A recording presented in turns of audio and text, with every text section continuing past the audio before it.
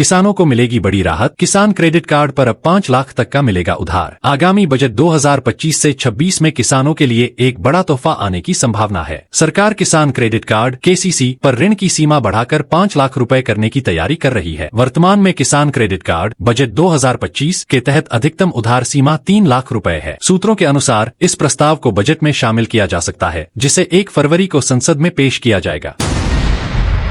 देश की जनता को जवाब दें पीएम मोदी। रुपए की गिरती कीमत पर गरजी प्रियंका गांधी। दिल्ली चुनाव नजदीक आने के साथ ही देश में भी सियासी सरगर्मी तेज होने लगी है। इसी बीच कांग्रेस नेता प्रियंका गांधी ने भी पीएम मोदी पर हमला किया है। डॉलर के मुकाबले गिरती रुपए की कीमत राजनीति में भी चर्चा का कारण बन गई है। इसी कड़ी में प्रियंका गांधी ने कहा कि रुपए की गिरावट के सारे रिकॉर्ड्स टूट चुके हैं। इतिहास में पहली बार $1 की कीमत 86.4 रुपए हो गई है। प्रियंका गांधी ने आगे कहा कि डॉक्टर मनमोहन सिंह जी के कार्यकाल में जब $1 की कीमत 58 से 59 रुपए थी, तब नरेंद्र मोदी जी रुपए की कीमत को सरकार की आबरू से जोड़ते थे। तब वो कहते थे कि मुझे सब मालूम है, किसी देश की करेंसी ऐसे नहीं गिर सकती है। आज वो खुद प्रधानमंत्री हैं और रुपए की गिरावट के सारे रिकॉर्ड टूट चुके हैं। उन्हें देश की जनता को जवाब देना चाहिए।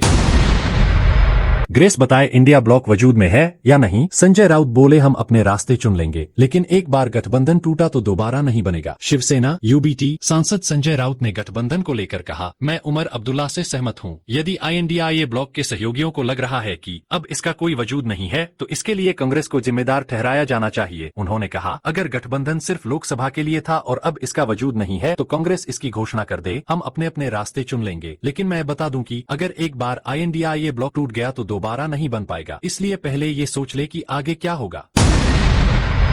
महाकुंभ में मुसलमान आए, उनका स्वागत। योगी बोले लेकिन किसी ने गड़बड़ी की तो डेंटिंग पेंटिंग करेंगे। इतिहास उठाकर देखिए, बंटे तो कटे थे। प्रयागराज महाकुंभ में मुसलमानों की एंट्री को लेकर CM योगी ने कहा, जिस किसी को भी भारत की सनातन परंपरा में विश्वास है वह यहाँ आए, उनका स्वागत है। लेकिन गलत मानसिकता के साथ जो लोग आएंगे, भूमि पर कब्जा करने आएंगे, उनको डेंटिंग पेंटिंग का सामना करना पड़ सकता है। योगी ने कहा कि ये आस्थावानों का महासमागम है जो अपने को भारतीय मानता है, भारत की सनातन परंपरा पर श्रद्धा का भाव रखता है। श्रद्धा के साथ आने वाला हर व्यक्ति प्रयागराज आए। जो अपने को भारतीय मानता है, भारत की सनातन परंपरा पर श्रद्धा का भाव रखता है, वह यहाँ आए।